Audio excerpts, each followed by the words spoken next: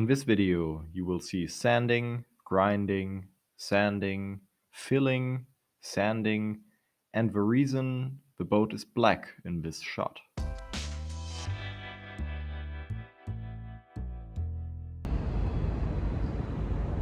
So, a lot of stuff has been happening around here.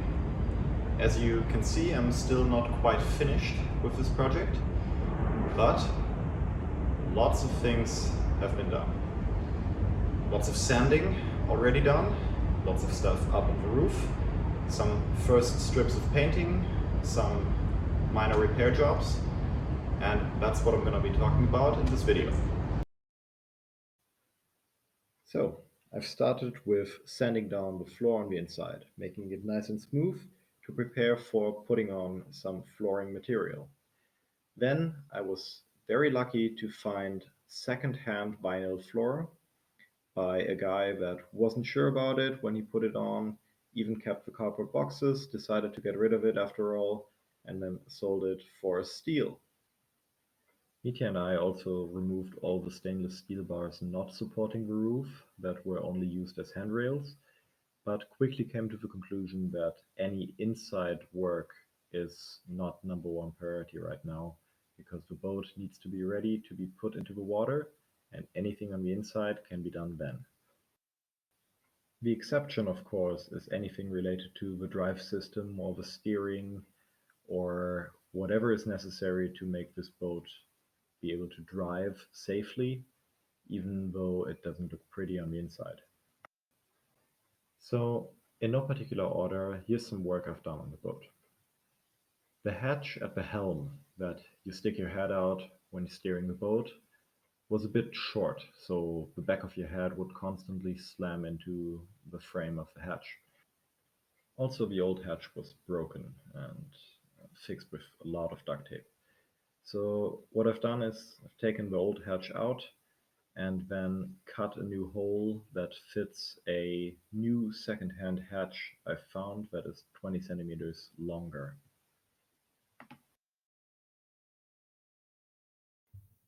Sanding the roof was one of the more satisfying jobs I've done on the boat so far. The reason being that below all the dirt and grease that couldn't be washed off pre-sanding, there was a very uniform coat of orange paint below it. So you could very clearly see where you've already sanded and where you haven't, which isn't always the case, especially when sanding the sides, which is going to come later.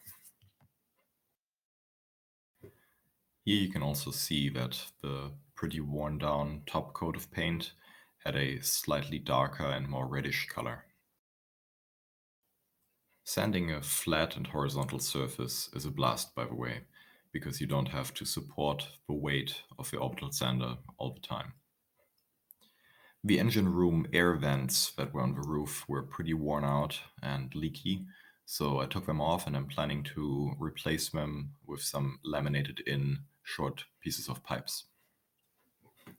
Originally, I planned to test paint a very small bit on the roof with the epoxy primer to see how well it works with the pretty roughly sanded surface using 40 grit on the orbital sander.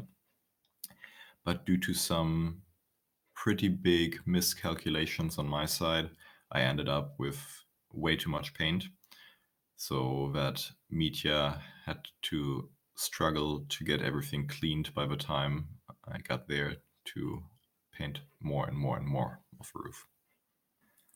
The 40 grit sanded surface is definitely no problem and the primer seems fine, although I'll go with a different, slightly cheaper option for the final paint coat.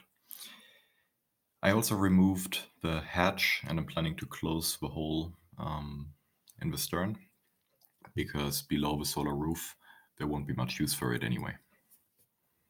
Roof access will still be possible through the front hatch at the helm, as well as the swim platform that I'm gonna add later on. I was also contractually obliged by harbor house rules to put this writing on the boat. 11 meaning 11 in German, which was the lifeboat's number and the only designation I was able to give when registering the boat at the harbor. Since there will be a new boat coming into my hangar on October 15th, which will significantly reduce my working space for sanding and painting, I will finish the right side of the boat first.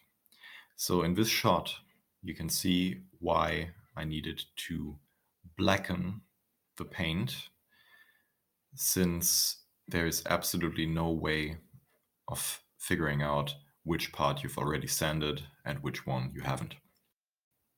So here, the so-called dry guide coat comes in.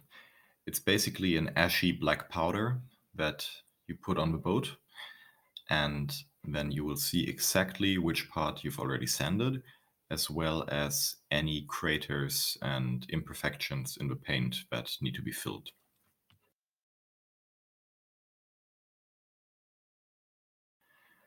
I'm using this 2-component filler, which gives you 5 minutes to work with.